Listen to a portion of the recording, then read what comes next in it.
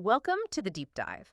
Today, we're getting into something you probably hear all the time, maybe without even labeling it. You know when a friend says something like, "Don't give up on your dreams so easily, keep sleeping." You laugh, you get it instantly. It sounds like nonsense, but there's definitely meaning there, right? Well, that phenomenon actually has a name, or at least researchers are calling it Drivelology, and it's turning out to be quite the challenge for even our smartest AI. Okay, let's unpack this. We're drawing from a research paper called Drivelology, challenging LLMs with interpreting nonsense with depth. It's by researchers from the University of Manchester, Durham University, and the University of Sheffield.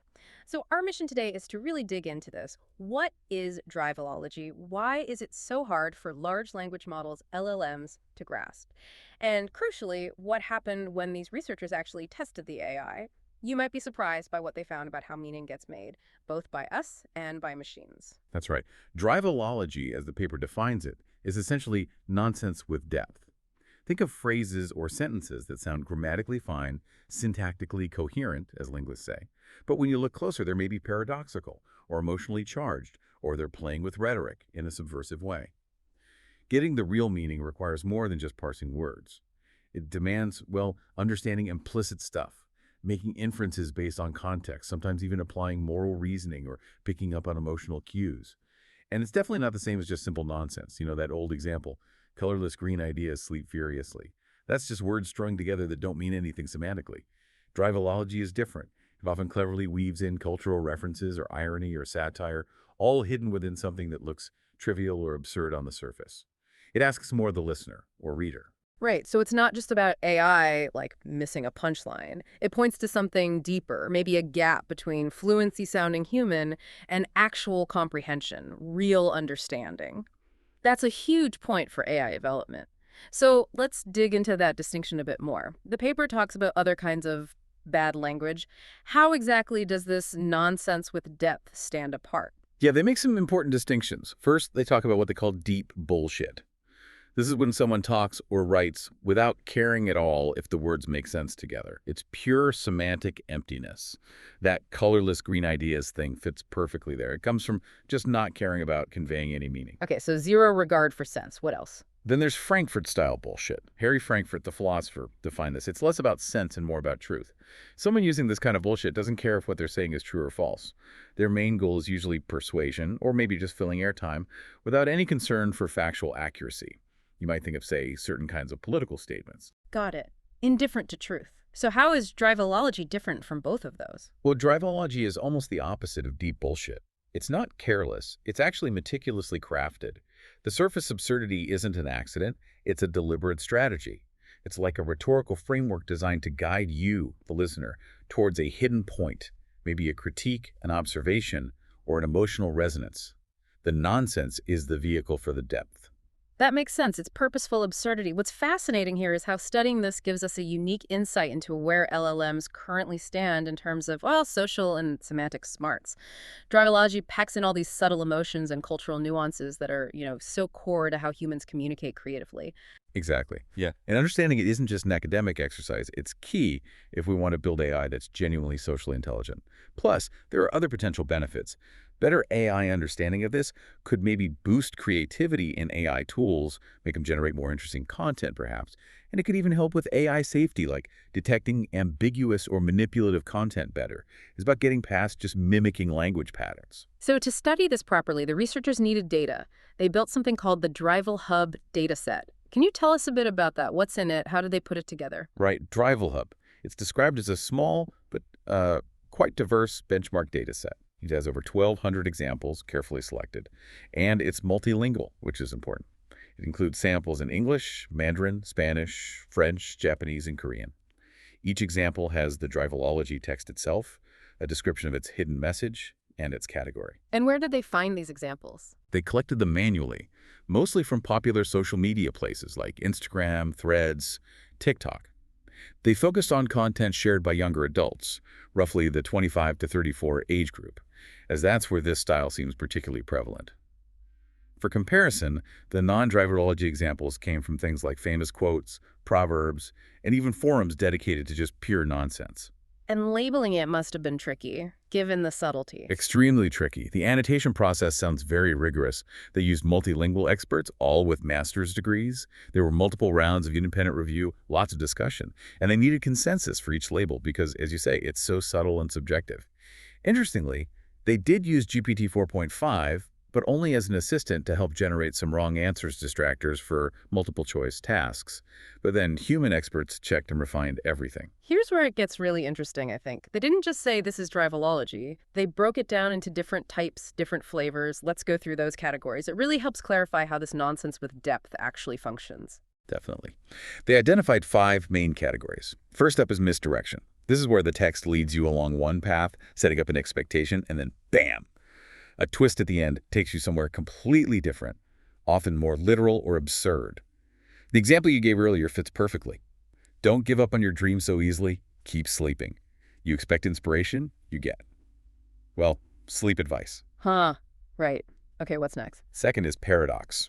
This involves a statement that seems to contradict itself logically, but if you think about it, it contains some kind of underlying truth, often humorous, or maybe even a bit profound, like the example, I will not forget this favor until I forget it.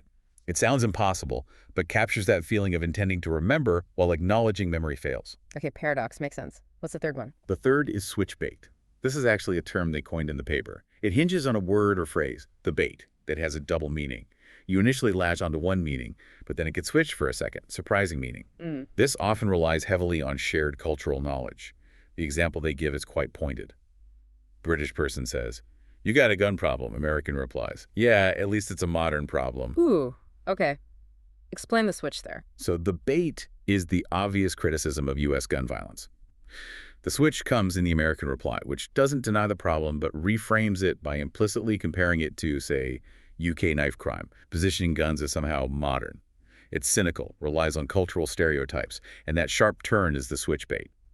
AI really struggles with this kind of layered, culturally loaded retort. Wow, yeah, that's complex. What's number 4? Number 4 is inversion. This takes a common phrase, a cliche, maybe a social script, and just flips it completely. The humor or insight comes from reversing that familiar structure. For example, other than being good-looking, having a great figure, and having money, I have nothing else. It takes the form of a humble complaint, but turns it into pure bragging. Right, the humble brag elevated to an art form. And the last one. The fifth is wordplay. This is sort of a broader category for general linguistic cleverness used for humor, often playing with sounds or multiple meanings of words. Think puns, double entendres, that sort of thing, where it doesn't quite fit the other specific structures like switch bait or inversion. The example here is, do you have any raisins? No. How about a date? Simple wordplay on date as a fruit versus a social engagement. Got it. Misdirection, paradox, switch bait, inversion, and wordplay. And if we connect this to the bigger picture, it's important to remember that a single piece of Drivelology often uses several of these techniques at once. It's layered. That complexity is part of why it's so challenging, and why the researchers allowed multiple category labels for each sample. Okay, so armed with DrivelHub in these categories, the researchers tested a bunch of LLMs. What exactly did they ask the AI to do? And how did the models cope? They set up 4 main tasks. First, Drivelology detection, just a simple yes-no, is this text Drivelology or not? Second, Drivelology tagging, a multi-label task where the models had to assign one or more of those 5 categories we just discussed, misdirection, paradox, and so on. Third, implicit narrative writing. This required the AI to actually generate text explaining the hidden meaning, the underlying message of the Drivelology sample. And fourth, narrative selection. This was multiple choice. The models were given the Drivelology sample and several possible explanations of its meaning and had to pick the right one. They had an easy version and a hard version of this task. And the results? Did the AI get it? Well, largely no. The main takeaway was that current LLMs really struggle with the layered meaning in Drivelology. They often confused it with simple nonsense, or they'd generate explanations that were just incoherent, or they'd completely miss the rhetorical point, the why behind the absurdity. It really reinforces the idea that just being able to generate fluent language, statistical fluency, isn't the same as actual understanding or cognitive comprehension. So even if the AI wrote something that sounded okay, it wasn't necessarily grasping the real meaning. Precisely. They use metrics like BERT score, which checks how similar the AI's generated text is to human examples. Sometimes the scores were high, suggesting fluency, but when they used GPT-4 as a judge, basically, using another advanced AI to assess the quality and nuance of the explanation, the scores often dropped. The meaning wasn't quite there. Any standout models, or were they all struggling? DeepSeek V3 actually performed quite well on some tasks, particularly detection and tagging. But all the models found the hard version of the narrative selection task incredibly difficult, picking the right subtle meaning from closely related wrong answers. That seemed to be a major weakness across the board. Okay, but thinking about this, Drivelology is meant to be tricky, right? It's like a riddle. Could it be that the AI isn't failing so much as interpreting it differently, maybe too literally, or just in a way humans don't expect? That's a fair point to raise. However, the nature of the errors, the incoherent justifications, the complete missing of the rhetorical function, strongly suggests it's more than just a different interpretation. It indicates the models aren't building a consistent internal representation of the intended meaning. They seem to be failing to grasp the underlying framework that makes the Drivelology work for a human. It goes beyond mere literalness. Interesting. And the study didn't just stop at overall scores, did it? They looked at nuances, like how the language used in the prompt affected things. Yes, that was another layer. They found some intriguing patterns depending on whether the prompts given to the AI were in English or Mandarin, for instance. What did they find there? It seemed metric dependent. English prompts generally led to better scores on tasks needing, let's say, precise wording or complex logical steps, like the BERT score for narrative writing and the multiple choice task overall. It suggests English might be functioning as a more effective internal reasoning language for these models, for certain types of tasks, maybe due to training data biases or even linguistic structure. But Mandarin prompts had an edge elsewhere. Yes, a smaller but consistent edge on tasks focused more on direct understanding and categorization. This was seen in the GPT as a judge scores for narrative quality and also in the Drivelology detection and tagging tasks. So maybe Mandarin prompts align the model slightly better with grasping the core semantic intent in those specific contexts. It's complex. And did the language of the Drivelology sample itself make a difference? It did, particularly in the multiple choice task. Korean and Mandarin samples consistently trip the models up the most, especially on the hard version. They seem to be the toughest nuts to crack. Though, again, DeepSeek V3 showed relatively stronger performance across different languages compared to others. And there was something about model size, too, an emergent property. That's right. They looked at the Qwen 3 series of models, which come in different sizes. On that really difficult, hard narrative selection task, performance jumped dramatically skyrocketed, as the paper put it, as the model size increased.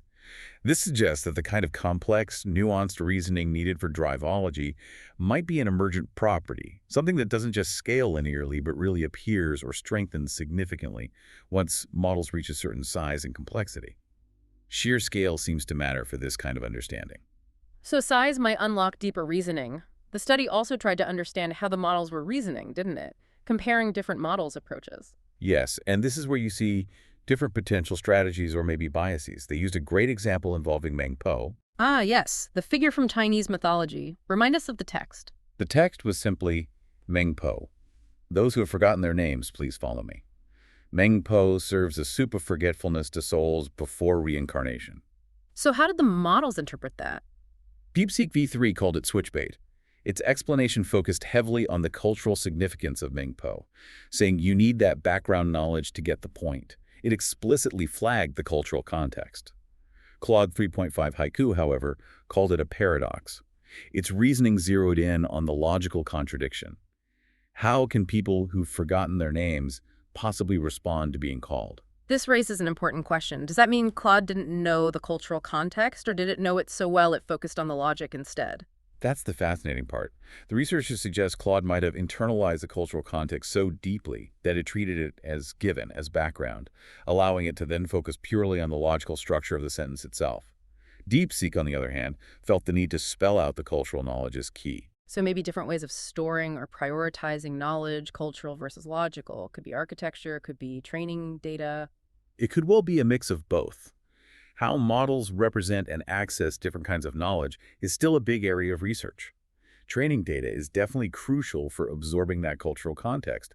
And it's not just AI. Humans struggle too. The paper mentions another example. I deeply admire Che Guevara's anti-capitalist spirit, so I bought all his merchandise. Right. The irony is thick there. Exactly. For a human, that's clearly a paradox admiring anti-capitalism while participating enthusiastically in consumerism. But it could also be seen as switchbait if you recognize Che Guevara specifically as an anti-capitalist icon. If someone didn't know who he was, the statement might just seem odd, not contradictory. So that shared cultural understanding is absolutely essential. It really is. These examples just highlight how layered Drivelology is and how much it relies on that common ground, that shared context, whether it's cultural figures or social norms. Okay, let's wrap this up. What's the big takeaway from this deep dive into Drivelology? It seems clear that while LLMs are incredibly powerful with language patterns, There's still a significant gap when it comes to understanding pragmatic meaning, the hidden layers, the nonsense with depth. They're fluent, yes, but comprehension of this kind of subtle, culturally embedded communication is still a major hurdle. it really shows we need AI that can go beyond just statistics towards something more like non-linear, context-aware understanding. Absolutely. This research highlights the sheer sophistication of human creativity and communication. Drivelology is just one example of how we play with meaning in ways that are still tough for machines. But data sets like DrivelHub and studies like this are crucial steps, right? They're pushing the boundaries for developing AI that might eventually have a deeper social and cultural grasp. Definitely. They provide the benchmarks and the insights needed for the next generation of research. So, a final thought for you, our listener. Think about your own conversations. How often do you use or hear this kind of nonsense with depth? The little jokes, the sarcastic remarks, the slightly absurd observations that everyone just gets. Consider how easily our brains navigate that ambiguity compared to the immense challenge it still poses for even the most advanced AI. It really makes you appreciate the complexity humming away beneath the surface of everyday chat.